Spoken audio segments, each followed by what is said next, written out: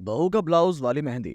शीला आज के जमाने की मॉडर्न बहू थी। उसे हर वो ट्रेंडिंग चीजें फॉलो करने की आदत थी जो कि ट्रेंड में हो, मगर इन चीजों की वजह से वो ये भूल जाती थी कि वो शादीशुदा है। ससुराल के प्रति एक बहू, एक पत्नी होने के नाते उसकी कुछ जिम्मेदारियां भी हैं। ऐसे ही एक दिन शीला इंटरनेट पर देखती है कि मेहंदी वाले ब्लाउज बहुत ट्रेंड में है। उस ब्लाउज को देख शीला मुस्कुराते हुए कहती है, अरे ये क्या, ब्लाउज में मेहंदी का डिजाइन, ये तो बहुत यूनिक लग रहा है। इसे ट्राई करना तो बनता है। वैसे बहुत ही क्रिएटिव माइंड वाले इंसान ने इस मेहंदी वाले ब्लाउज का डिजाइन क्रिएट किया है। कुछ भी कहो, मुझे तो बहुत पसंद आया। अब तो मैं इस मेहंदी वाले डिजाइन का ब्लाउज बनवा कर ही रहूंगी।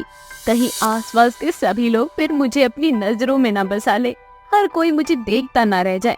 सबके दिलों पर मैं सिर्फ और सिर्फ शीला का नाम होना चाहिए, क्योंकि शीला है ही इतनी सुंदर। थोड़ी देर बाद शीला की सास देविका वहाँ आती है और शीला से कहती है, अरे बहू, घर में ना एक हफ्ते बाद सत्यनारायण की पूजा है, तो थोड़ी साफ सफाई करनी है और पूजा पाठ में जो भी सामान लगने वाला है उन सब का इंतजाम करना है। तू जरा घर के काम के प्रति अपना ध्यान लगा ले। दिन भर फोन चलाने से कुछ नहीं होगा। और हाँ, पूजा में पहनने के लिए अपने लिए एक अच्छी साड़ी ले लेना। और बहू, समय बिल्कुल नहीं है, इस पूजा में सभी रिश्तेदार भी आएंगे। लेकिन माँ जी, ऐसी क्या आन पड़ी थी आपको अचानक से कि सत्यनारायण भगवान की पूजा करवानी है? मेरा मतलब है, कुछ जरूरी है क्या? बहू, ऐसा जरूरी नहीं है कि जब हमें जरूरत हो तभी हम पूजा करवाए या फिर पूजा करें। जरूरत पर की गई पूजा और भक्ति कभी सफल नहीं होती। दूसरी बात, जब से ये घर लिया है तब से हमने एक भी बार यहाँ सत्यनारायण पूजा नहीं करवाई है। इसलिए मैं चाहती हूँ कि हम घर में सत्यनारायण भगवान की पूजा करवा लेते हैं। ठीक है माँ जी, आप बिल्कुल भी टेंशन मत लो, मैं सारी चीजें समय पर कर दूंगी। और सबसे पहले तो आज मैं अपने लिए शॉपिंग करती हूँ, मतलब साड़ी वगैरह देख लेती हूँ। उसके बाद पूजा का सामान और पंडित वगैरह का इंतजाम कर दूंगी। हर एक काम उल्टे तरीके से ही करना है। पंडित के बारे में सब कुछ मैंने पता कर लिया है। पूजा का दिन भी फाइनल हो चुका है। सिर्फ और सिर्फ तुझे मैं लिस्ट दे दूंगी, उस लिस्ट के हिसाब से पूजा का सामान लेकर आना है। खाने में क्या क्या बनेगा वह सब तुझे ही देखना है। फिर तो कोई दिक्कत वाली बात नहीं है। आज मैं जाकर अपने लिए साड़ी ले आती हूँ, उसके बाद देखते हैं कि क्या क्या करना है। शीला अब उसी मेहंदी ब्लाउज के बारे में सोचने लगती है और एक सिलाई कढ़ाई और मेहंदी वाली सेंटर जाती है, जहाँ उसे दिव्या नाम की एक लड़की मिलती है जो कि उस सेंटर को चलाती थी। शीला दिव्या को मेहंदी वाली ब्लाउज के बारे में बताती है। तभी दिव्या बोलती है, मेहंदी वाले ब्लाउज का डिजाइन तो मैं बना दूंगी, लेकिन आप शादीशुदा हैं और कहीं ना कहीं शामली में रहती होगी, तो उस हिसाब से मैं आपको बताना चाहती हूँ कि ये ना बहुत ज्यादा अनकंफर्टेबल है। मेरा मतलब है कि ये सिर्फ और सिर्फ टीवी एक्ट्रेस, सेलिब्रिटीज के ऊपर अच्छी लगती है और इन चीजों में ना आप कंफर्टेबल नहीं होगी। लेकिन हम जैसे नॉर्मल इंसान इन चीजों में बिल्कुल भी कंफर्टेबल नहीं होते। तो मेरे हिसाब से ऐसी चीज लो जो आपको कंफर्ट जोन दे सके। अरे, तुम्हारा काम है ब्लाउज बनाना, कंफर्टेबल है या नहीं है वो मेरे ऊपर है। तुम्हें किसने कहा इतना लंबा ज्ञान देने के लिए? देखिए मैडम, आपकी मर्जी है, बाकी मैं बना दूंगी। मुझे क्या, मुझे तो पैसे और काम से मतलब है। दिव्या के लाख समझाने के बाद भी शीला तो अपने ताव में थी। उसे वही मेहंदी वाला डिजाइन चाहिए था अपने ब्लाउज में। अब क्या था, दिव्या उसका ऑर्डर ले लेती है और कहती है, ब्लाउज का आगे का हिस्सा तो मैं बना दूंगी, लेकिन जिस दिन आपको ब्लाउज ले जाना हो उस दिन 3-4 घंटे पहले आना मेरे पास। 3-4 घंटे पहले आओ? लेकिन किस लिए? इसलिए मैडम, क्योंकि बैक साइड में पूरा डिजाइन मेहंदी से किया गया है, तो आपके पीठ पर मुझे मेहंदी से ही ब्लाउज का डिजाइन बनाना पड़ेगा। इसलिए थोड़ा सा समय लगेगा और मेहंदी को सूखने का भी तो टाइम देना है ना हमें। अच्छा ठीक है, मैं आ जाऊंगी। शीला बाला से घर आ जाती है और वो बार बार खुद को एक सेलिब्रिटी की तरह सोच रही थी और मन ही मन बहुत खुश हो रही थी। अब तो पूजा में आए हुए सभी लोग सिर्फ और सिर्फ मुझे देखेंगे। किसी का भी ध्यान पूजा में नहीं लगेगा, सिर्फ और सिर्फ शीला की जवानी में लगा रहेगा। ऐसे ही अब घर में पूजा की तैयारी होना शुरू हो जाती है। सास बेचारी अकेले ही घर की साफ सफाई कर रही थी, तो वहीं शीला सिर्फ और सिर्फ अपने आप को निहारने में ही लगी रहती थी। वो ज्यादातर वक्त अपने आप को दिया करती थी। ऐसे में अब पूजा वाला दिन नजदीक आ जाता है। तभी सास शीला से बोलती है, सच में बहू, अगर तेरे भरोसे काम छोड़ दूं ना तो वह काम कभी पूरा ही नहीं होगा। आधे से ज्यादा काम तो मैंने किया है, तू है कि बस अपने आप को निहारने में लगी है। अरे कम से कम पूजा पाठ के प्रति लापरवाही तो मत किया कर। खैर ये सब छोड़ो, अब जल्दी से तैयार होकर नीचे आ जा। माँ जी आप बिल्कुल भी टेंशन मत लो, मैं जल्दी से तैयार होकर नीचे आ रही हूँ। थोड़ी देर में शीला वो मेहंदी वाला ब्लाउज पहनकर अच्छे से तैयार होकर नीचे आती है। सभी लोग शीला का ब्लाउज ही देख रहे थे, जो पूजा से उम्र में बड़े थे। उनकी नजरें शर्म से नीचे झुक गई थी। यहाँ तक कि पंडित भी अपनी नजर नीचे करके बैठ गए थे। सभी लोग शीला का मजाक बनाने लगे थे, कुछ तो उसे 4 बातें सुनाने में लग गए थे। शीला को बहुत ही ज्यादा अनकंफर्टेबल फील हो रहा था। ये सब देखकर सास को भी बहुत शर्मिंदगी महसूस हो रही थी, लेकिन वो सबके सामने कुछ नहीं कर पा रहे थे। शीला तुरंत अपने कमरे में जाती है और दूसरे कपड़े पहनकर अच्छे से नीचे आती है। थोड़ी देर बाद सभी लोग पूजा पाठ करके वहाँ से चले जाते हैं और उनके जाने के बाद सास शीला से कहती है, क्या हो गया बहू, तूने कपड़े क्यों बदल दिए? तुझे तो मजा आता है ना ऐसी चीजें करने में, फिर अचानक से इतनी शर्म कैसे आ गई तेरे अंदर कि तूने कपड़े बदल लिए? माँ जी मुझसे बहुत बड़ी भूल हो गई, मुझे बहुत ही ज्यादा अनकंफर्टेबल फील हो रहा था। हर कोई मुझे एक अजीब नजरों से देख रहा था। मुझे नहीं पता कि ये सब करने के बाद कैसा रिजल्ट मिलेगा। मैं बस इतना ही सोच रही थी कि हर कोई मेरे ब्लाउज की तरफ देखेगा और मेरी तारीफ करेगा, लेकिन सब कुछ उल्टा हो गया। बहू फैशन को एक ना दायरे में रहकर भी दिखाया जाता है, लेकिन जब दायरा पार कर कर दिखाया जाए तो उसे बेशर्मी कहा जाता है। इसलिए हमेशा याद रखना, वह करो जो आपको आपके सामने अच्छा दिखाई दे और आपको कोई कुछ ना कह पाए। शीला को अपनी सास की बात समझ में आ जाती है। अब वो ट्रेंड को फॉलो करती है, लेकिन सिर्फ वही चीजें जो कि उसके लिए नुकसानदायक ना हो।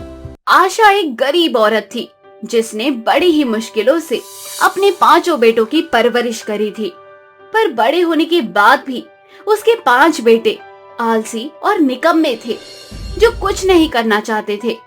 अभी भी आशा ही अपने 5 बेटों की देखभाल कर रही थी। ऐसे ही एक दिन आशा अपने 5 बेटों के साथ खाने के लिए बैठती है और अपने 5 बेटों से कहती है, बेटा आखिर तुम 5 कब तक आलसी बने रहोगे? अब तुम्हारी उम्र हो चली है, कहीं कोई काम क्यों नहीं देखते? गांव के सभी लोग मुझे ताने देते हैं कि मैं 5 बेटों की माँ होकर भी मेहनत कर रही हूँ। माँ हम जानते हैं, कई बार हमने भी गांव वालों के ताने सुने हैं, पर हम आलसी या निठल्ले नहीं हैं। माँ हमने कुछ सोचा है, अगर ऐसा हो जाता है तो कोई भी आपको ताने नहीं देगा। हाँ माँ, हमने सोचा है कि हम अपने गांव के उस पहाड़ी पर जाएंगे जहाँ वो ऋषि मुनि रहते हैं। आपने सुना होगा उस तपस्वी ऋषि मुनि के बारे में। हम उन्हीं से मिलने की कोशिश कर रहे हैं ताकि हम उनसे विद्या प्राप्त कर सकें। पर बेटा वे पहाड़ी तो बहुत ऊपर है, आज तक उस पहाड़ी पर कोई नहीं पहुँच पाया और ना ही उस ऋषि से मिल पाया। तुम उसी से ज्ञान कैसे प्राप्त करोगे? इसलिए मेरी मानो, जय श्री ऋषि से ज्ञान प्राप्त करने का आइडिया छोड़ दो और कोई मेहनत जाकर कर लो। माँ हमने सोच लिया है, और तुम तो जानती हो ना, हम 5 भाई जो फैसला कर लेते हैं उसे हम फिर किसी भी कीमत पर पूरा करते हैं। आशा अपने 5 बेटे की दृढ़ निश्चय के आगे कुछ नहीं कह पाती और बहुत जल्द आशा के 5 बेटे पहाड़ी की चढ़ाई करते हैं। कुछ दिनों तक 5 भाई लगातार चलते हैं और आखिरकार वे पहाड़ी की चोटी पर पहुंच जाते हैं, जहां ऋषि मुनि तप कर रहे होते हैं। ओम होम जूम सह, ओम भूर्भुवः स्वः, ओम त्र्यंबकम यजामहे सुगंधिम पुष्टिवर्धनम उर्वारुकमिव बंधनान मृत्युमोक्ष्य मामृतात्। ओम स्वः भुवः भूम, ओम स्वः भुवः भू, ओम सह जूम होम ओम। भाई हम 5 भाई पहुंच चुके हैं। वो देखो ऋषि मुनि वहां पर तप कर रहे हैं। हमें यहीं बैठकर उनके तप खत्म होने की प्रतीक्षा करनी चाहिए। अब 5 भाई बाहर बैठकर ऋषि मुनि के तप पूरा होने का इंतजार करने लगते हैं। कुछ देर बाद जब ऋषि मुनि तप करके उठते हैं तो वे देखते हैं कि उनकी कुटिया के बाहर वह 5 भाई बैठे हैं। उन 5 का ये धैर्य देखकर ऋषि मुनि बहुत खुश होते हैं और वो उन 5 को अपनी कुटिया में बुलाते हैं। तुम 5 कौन हो? तुम्हारे इस धैर्य से और दृढ़ निश्चित संकल्प से मैं अति प्रसन्न हुआ। आओ मेरी कुटिया में आओ और बताओ कि तुम 5 इतनी मेहनत करके यहाँ तक क्यों आए हो? 5 भाई कुटिया के अंदर जाते हैं, जहाँ वो ऋषि मुनि के सामने नीचे धरती पर घुटनों पर बैठकर अपने दोनों हाथ जोड़कर ऋषि मुनि से कहते हैं, बाबा हम 5 भाई बहुत गरीब हैं।